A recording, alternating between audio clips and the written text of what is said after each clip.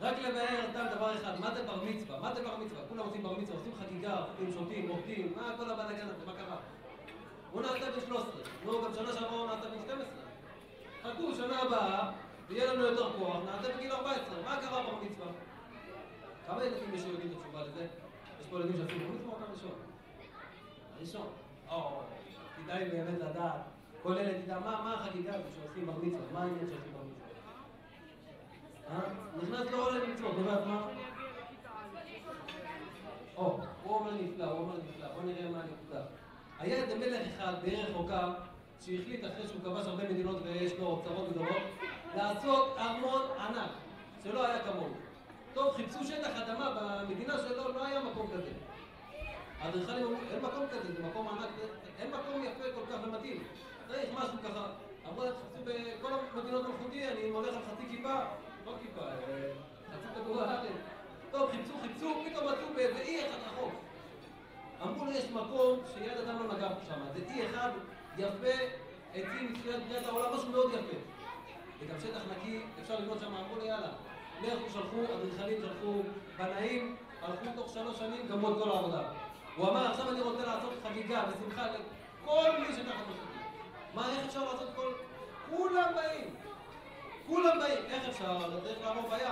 בנו סירה ענקית, אונייה ענקית, וכל האנשים באים, ילדים קטנים, זקנים, עם מקל, כולם, בתי חולים, רופאים, כולם באותה ספינה.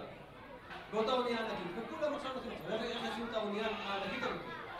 בזמנם לא היה מנוע, היו משוטים. אז כרגיל, בנו את האונייה בתאים, הרבה תאים, וכולם יש לו משוט והם מתחילים לנסוע. כולם עושים, להגיע למלך. והנה, באמצע הדרך, רב החובל שומע דפיקות. מה קרה? פותח את הדלת, הוא רואה ילד. כן, מה אתה רוצה? הוא אומר, גם אני רוצה משהו. הוא אוהב את המלך, כל כך דאג לנו, ועזר לנו, בנה לנו הרבה דברים. אנחנו רוצים גם כן, אני גם רוצה לעזור למלך לקבל משהו. אמר לו, בן כמה אתה? אמר לו 12 וחצי, אמר לו, חכה עוד כמה חודשים, בינתיים תטייל פה, תטייל שם, תאגום כוחות, תאכל טוב, ותראה איך שכולם עושים עם המשוק, ותלמד את המלאכה, ואז אחרי זה ניתן לך. טוב, התחיל לספור את הימים. ספר, עשה כמו ספירת העומר, עשה לוח גדול, וכל יום עושה איקס, עוד יום.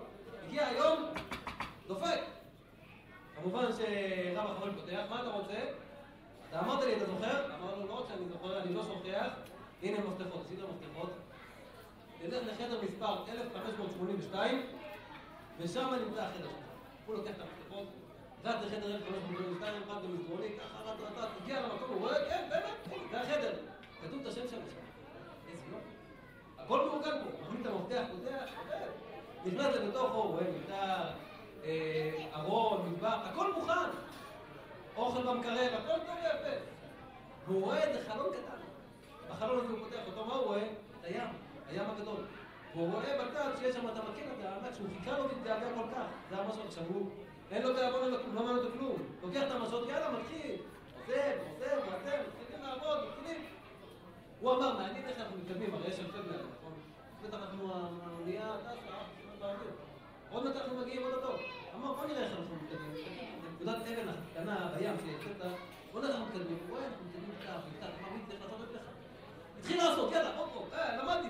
עושה, מסתכל, אמר, עוד יותר חדה.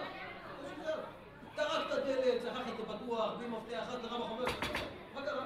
מה, התייאשת? כתוב מהר? אמר לו, לא, זה לא זז. אמר לו, מה לא זז? אמר לו, מי לא זז? למה לא זז? מה, אתם עובדים עלינו? אמר לו, אני אגיד לך את האמת. תגיד לי, איך אתה עושה? ככה או ככה? קדימה או אחורה? אמר לו, אני למדתי את המלאכה, אני רוצה קדימה, אני יודעת אותו. מה זה לא זז? אמר לו, כל הכבוד לך, ילד מתוק, אתה אוהב את המלאכה, באמת. אבל מה נעשה שיש כאלו עושים אחורה?